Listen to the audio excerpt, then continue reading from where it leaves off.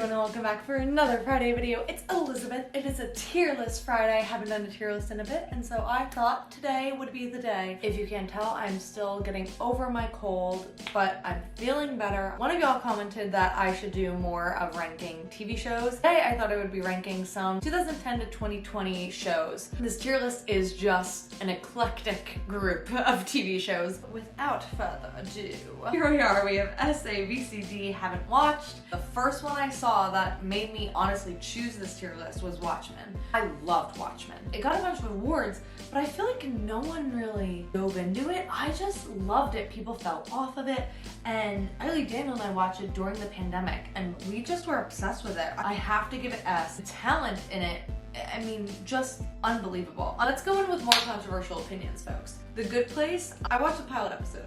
Maybe I need to give it a second go. Maybe the show is for me, and I just haven't realized it yet. As what I have seen it as, for me, C. Not D, because the talent is there. Maybe I just wasn't in it. Like, maybe I need to jump in. Oh my gosh, I'm just spitting out unpopular opinions. I haven't watched New Girl. I have tried. I don't know if it's a thing with Zoe Deschanel or something. It's just not for me. Here's what's crazy is I'll see TikToks of like certain clips of Schmidt and Nick, and I'm dying. I'm like, these are insane conversations to have with people, and I love how these conversations exist because I feel like conversations that I have with my friends. I'm gonna give it D because I truly have tried starting it over and over and over, and I just can't get past the first few episodes. A sitcom that is for me is How I Met Your Mother, which is on this list somewhere. It's my favorite show of all time. I love a lot of shows, especially newer shows that have come out that are really interesting, but I don't know if any show will top How I Met Your Mother. It's just that sentimental place in my heart, and I feel like I'm friends with the characters at this point. I just have such a connection with the show, and I'm sure a lot of people have that connection with like Community or The Office or Friends, any of those sort of shows. Also New Girl. I just mentioned Community. I started watching Community, and I just don't have the time to watch a show that's like so old and like keep up with it. But what I've seen of it, I really liked it. So I'm gonna give it B. I just need to keep watching. Maybe that's a show I just watch as I fall asleep every night. And also another show that's like that is It's Always Sunny in Philadelphia. It's one of those shows that's gone on for so long. I mean, it's the longest running live action sitcom, right?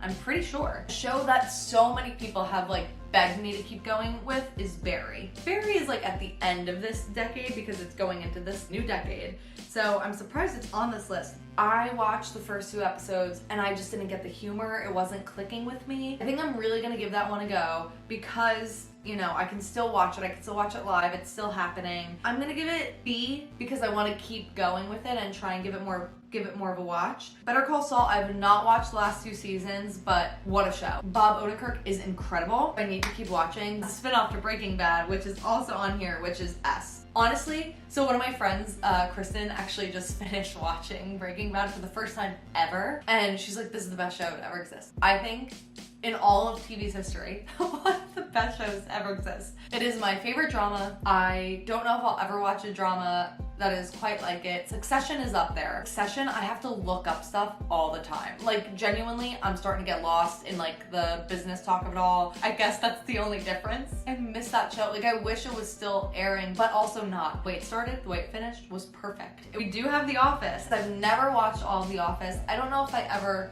will exactly. It's not like hitting for me. I'm trying to start The Office now in 2022.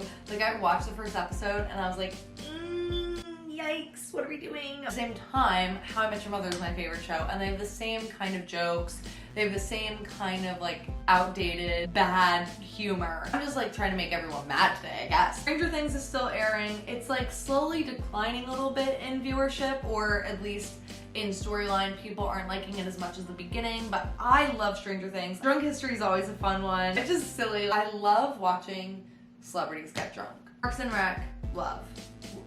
That's S for me. That's another one like up there with How I Met Your Mother. My favorite part about Parks and Rec is that there are aspects of every character that people can relate to. I remember someone tweeted once, everyone is a combination of 3 characters from Parks and Rec, and I read that and I was like, this is the most truthful thing I've ever seen. Like, The Walking Dead, have not watched. Shameless, I also have not watched. Bob's Burgers, I've seen like a couple episodes here and there, but I don't want to fairly rank it. Glee, I gotta give it D. Can't actually rank it higher than D. because it's so awful. But also Jane Lynch is perfection. House of Cards was the start of Succession to me. Truly, like taking out Kevin Spacey as an awful person, that show is A to me. I loved that show. I ate it up, everything, the twists and turns, loved that show. I actually just watched Master of None for the first time this year. I think Master of None is really hit or miss for people. They're like, is this supposed to be really good? Is this like good, bad? Like what is going on exactly? What is Aziz Ansari doing? I think it's a genius show. I just really love it.